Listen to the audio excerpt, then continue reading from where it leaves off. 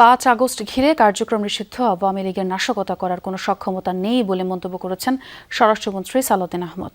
দুপুরে সচিবালয়ে সাংবাদিকদের প্রশ্নের জবাবে তিনি আরও বলেন, বোমা পাওয়ার বিষয়ে শঙ্কিত হওয়ার কারণ নেই। একটি পক্ষ সাম্প্রদায়িক সম্প্রীতি নষ্ট করার চেষ্টা করছে।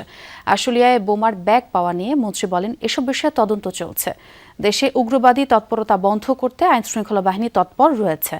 এ সময় সাবেক আইজিপি বেনজির ইস্যুতে স্বরাষ্ট্রমন্ত্রী বলেন, দুবাইয়ের আদালত বেনজিরকে শর্ত সাপেক্ষে জামিন দিয়েছে। কেন তাকে জামিন দেওয়া হয়েছে জানতে সরকার নিযুক্ত ল ফার্মকে দায়িত্ব দেওয়া হয়েছে বলেও জানান মন্ত্রী। তবে বেনজিরের কাছে কয়েকটি দেশের পাসপোর্ট আছে বলেও ধারণা করা হচ্ছে। আওয়ামী লীগের এত মরদ আছে বলে তো আমার মনে হয় না। একে তো নিষিদ্ধ ঘোষিত দল, মাফিয়া শক্তি, তারা মাঝে মধ্যে বিদেশ থেকে উকি ঝুঁকি দিচ্ছে, এর বেশি তৎপরতা দেখি না।